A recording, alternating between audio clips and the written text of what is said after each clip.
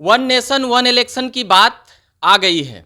18 से 22 सितंबर तक लोकसभा में इसकी खूब कह सकते हैं चर्चा और भी चर्चाएं, बातचीत, हंगामा वो सब होगी। मगर और आईएनडीआई की बैठक हुई मुंबई में, उसको लेकर भी कुछ सवाल रहेगा। कांग्रेस की विधायक हैं, तेज तर्रार और काफ़ी दमदार बोलती हैं, नीतू सिंह जी। नीतू सिंह जी, आप बताएंगे कि वन नेशन वन इलेक्शन की बात भाजपा लाई है, इसको कैसे देखते हैं आप लोग? ये सरकार का शगुफा है, ये संभव ही नहीं है। हमारी इंडिया का मीटिंग हुआ मुंबई में जी। और वो मीटिंग सफल रहा, और इस मीटिंग को देख के और छोटे छोटे दल भी हैं, वो लोग भी जुट रहे हैं, जैसे मायावती जी हैं, बादल जी का जो पार्टी है वो, ये सब और पार्टी जुट रही है। तो ये लोग बेचैनी में अचानक परेशान हो गई है भाजपा। परेशान हो के भाजपा विशेष सत्र का बुलावा कर दी है। और उसमें ये लोग ऐसा कुछ मामला जो है, जो सदन में पास नहीं हुआ है, उसको ये लोग पास कराना चाहेंगे।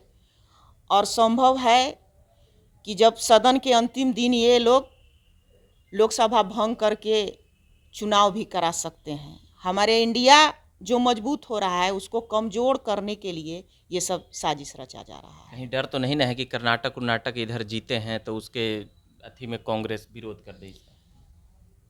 हमारी कांग्रेस पार्टी जो है हमेशा जनता के हित में काम करती है और जनता के लिए हमारे नेता लड़ते हैं। वन नेशन वन ये चुनाव का जो शगुफा उड़ाया गया है, ये तो संभव ही नहीं है। अभी मणिपुर जल रहा है तो वहाँ कैसे चुनाव होगा? आज 2.5 साल से विधानसभा भंग करके जम्मू कश्मीर में ये लोग चुनाव नहीं करा सकते हैं। वहाँ हमेशा रिपोर्ट आता है कि अभी यहाँ चुनाव संभव नहीं है। तो ये लोग वन नेशन और वन इलेक्शन पूरे भारत में कैसे करा सकते हैं? ये सरकार का साजिश है और शगुफा है। आप लोगों को यह भी डर है कि कहीं पहले न इलेक्शन करा लें? ये बात नीतीश जी भी बोले हैं, मतलब 2023 के आखिर तक। ये हम लोग को डर नहीं है। अभी 5 स्टेट में जो नवंबर में चुनाव होने वाला है और उसका सब चैनल के द्वारा जो सर्वे किया जा रहा है, उस सर्वे में हर जगह कांग्रेस का ग्राफ बढ़ता दिख रहा है। इसलिए मोदी जी परेशान हो गए हैं और वो चाहते हैं कि समय से पहले हम चुनाव करा के और अपने नाम पर, जैसे लोकसभा का चुनाव जनता को मूर्ख बना के जीतते आ रहे हैं, वैसे ही वो स्टेट में भी अपना प्रभाव डालने के लिए सोच रहे हैं। यही बात है और कोई नया भाजपा बात तो कह रही है कि अब की 400 जीतेंगे, पिछला 3, अब की 400। अब तो समय ही बताएगा, बोलने से थोड़े होता है। पिछले बार विपक्ष हमारा कमज़ोर था, हम लोग का वोट का डिवीज़न हो गया, इसलिए भाजपा 303 सीट जीत गई।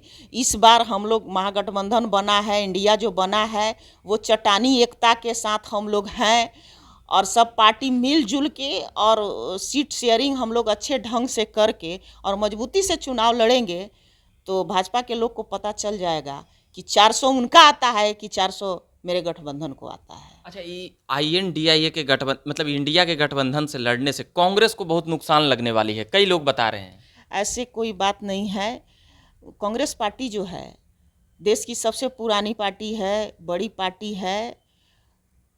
हम लोग भाजपा को हराने के लिए अगर हमारे पार्टी को भी कहीं नुकसान भी हो रहा है तो उसको हम लोग सहेंगे और हम लोग का एक ही मिशन है, भाजपा भगाओ, मतलब अपना नुकसान सह के भी भाजपा को हराएंगे आप? हाँ हाँ, हम लोग कहीं थोड़ा आंशिक अगर नुकसान भी होगा तो उसको हम लोग सहेंगे और भाजपा को हराने का हम लोग काम करेंगे। हर राज्य में चैलेंज है, दिल्ली पंजाब में आम आदमी पार्टी और भी गुजरात गोवा में भी आम आदमी पार्टी, इधर आपको जदयू आरजेडी से टेंशन होगा, बंगाल में ममता बनर्जी, उन्हें सपा बसपा, सब जगह आपका सीटें कट जाएगा।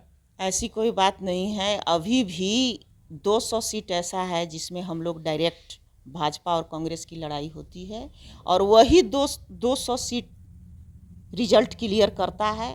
और जब समझौता हम लोग का हुआ है गठबंधन का, तो जो भी स्टेट में जितना सीट हम लोग को मिलेगा उस सीट पे हम लोग मजबूती से लड़ेंगे। मगर वन नेशन वन इलेक्शन का समर्थन नहीं करेंगे? ऐसी कोई बात नहीं है।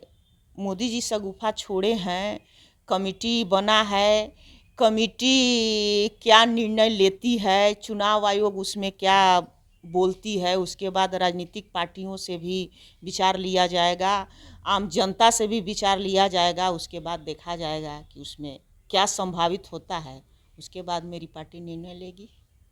अच्छा, एक अभी नेशनल कन्वेनर की बात हो रही है कि 3 बैठक में एगो मतलब आप लोग एक अध्यक्ष नहीं चुन पा रहे हैं, तो कैसे चलेगा आगे एकदम?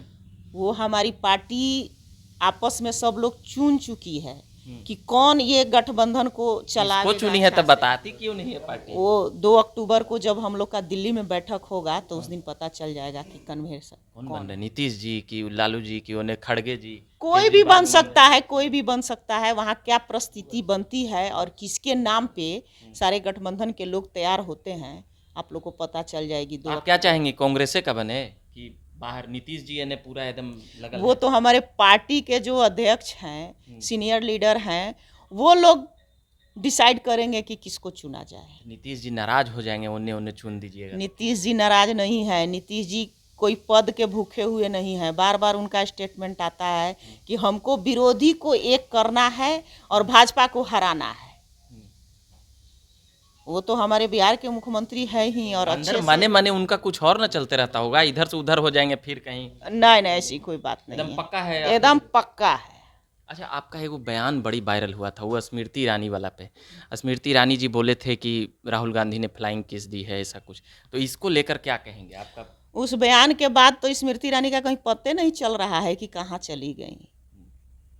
वो जो आरोप मेरे नेता पे लगाई थी, उस आरोप के बचाव में मैं उनका सारा पोल खोल दी। उस दिन से तब स्मृति ईरानी का कोई कहीं किधर जना भी नहीं रही हैं और मेरे बयान के मेरा पार्टी भी समर्थन किया और आम जनता भी समर्थन पर किया। भाजपा तो कह रही है कि कैसा विधायक है अपने स्मृति ईरानी के लिए ऐसा शब्द बोल रहे हैं।